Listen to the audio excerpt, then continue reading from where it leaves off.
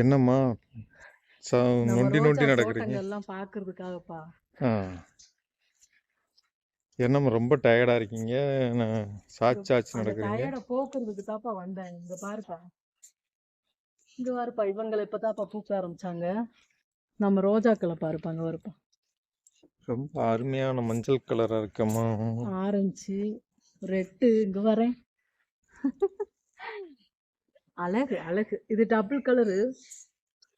எல்லோவும் இந்த கலரும் சேர்ந்து மலர்ந்து உதிர்ந்துட்டா போல இருக்கு. இங்க பாரு, எவ்வளவு அழகு.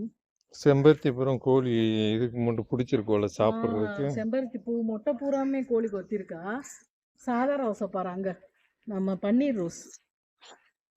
இங்க பாரு, இவங்கள என்னால இப்ப நான் ஃபர்ஸ்ட் காமிச்சேன்ல, ஆமாம்மா. அவங்கள விட இவங்க எவ்வளோ பெரிய பூ பாரு. இங்க பாரு, வராய்க்கு இது ஒரு பூ வச்சா போதும். இங்க பாரு, 5 அடுக்கு செம்பருத்தி எவ்வளவு இருக்குன்னு. நம்ம பன்னீர் ரோஸை பாருப்பா. இன்னும் செடிகள்லாம் இப்ப நான் புதுசா வச்சேன்ல, ஆமாம்மா. அதெல்லாம் பெருசாயிடுச்சுன்னா ம். தோட்டம் அப்படியே பயங்கரமா இருக்கும்.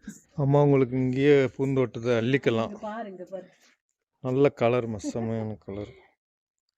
இங்க பாரு.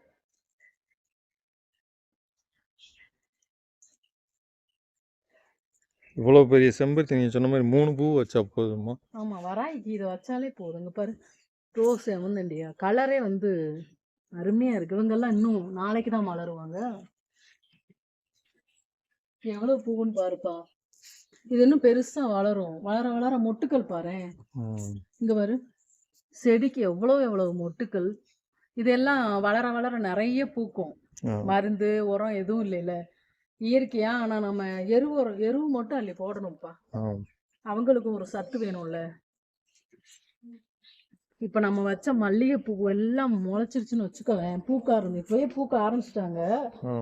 இந்த இங்கெல்லாம் இது ஃபுல்லாவே மல்லிகைப்பூ தோட்டம் தான். இந்த மல்லிகைப்பூ தோட்டம் பூரா வந்துருச்சுன்னா அம்மாவுக்கு மல்லிகைப்பூவு பூத்து குலுங்கும்.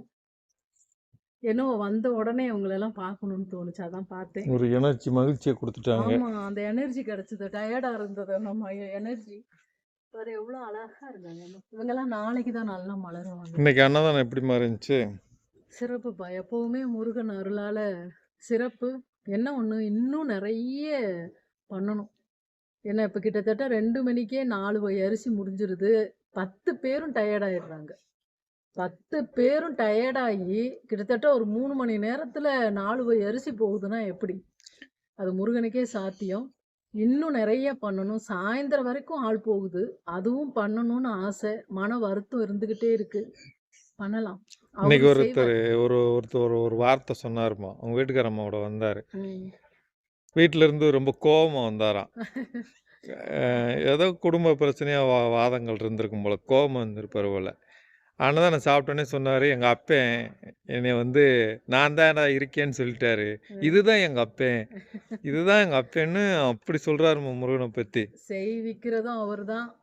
நம்மள செய்ய வைக்கிறதும் அவர்தான். இன்னும் நிறைய ஐயாவோட ஆலயத்துக்கு வர சாயந்தரம் வரைக்கும் எல்லாத்துக்கும் வயித்த நெப்பணும்னு இன்னைக்கெல்லாம் மனசுல கொஞ்சம் கஷ்டமா இருந்தது. ஏன்னா நம்ம கதவை அடைக்கிற நேரத்துல 10 பேர் வராங்க. முருகன் சோதனை மாதிரி. அது எனக்கு என்னமோ மனசெல்லாம் கஷ்டமா இருக்கு. இல்ல அப்படின்னு எப்படி சொல்லவே முடியல. அத சாயந்தரம் வரைக்கும் மாத்துறதுக்கு 10 பேர் இல்ல, 20 பேர் வேலைக்கு ஆள் தேவைப்படுது. சமையலுக்கு இன்னும் 2 பேர் சேர்த்து போடணும். வட்டக இறங்கிக்கிட்டே இருக்கும். அப்ப எவ்வளோ பண்றது? ஒண்ணும் தெரியல. அதுக்கு தகுந்த மண்டபங்கள் வேணும். அதுக்கு தகுந்த ஆட்கள் வேணும். அதுக்கு தகுந்த கூலிகள் குடுக்கணும். ஆசை இருக்கு. செய்விப்பாருன்ற நம்பிக்கையும் இருக்கு. பார்க்கலாம்.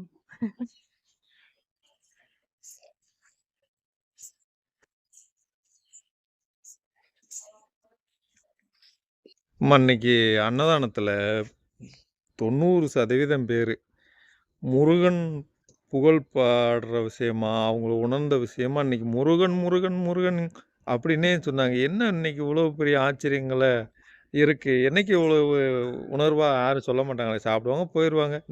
சில பேர் நன்றின்னுவாங்க அப்படின்வாங்க. ஆனால் இன்னைக்கு எங்கள் அப்பனை பார்த்துட்டேன், அவர்னால தான் நான் அப்படி. இன்னொருத்தர் சொன்னார், அவங்க ம பேரனுக்கு கை கால் வராம இருந்துச்சாம். ஆஸ்பத்திரியில வேண்டுனாராம்.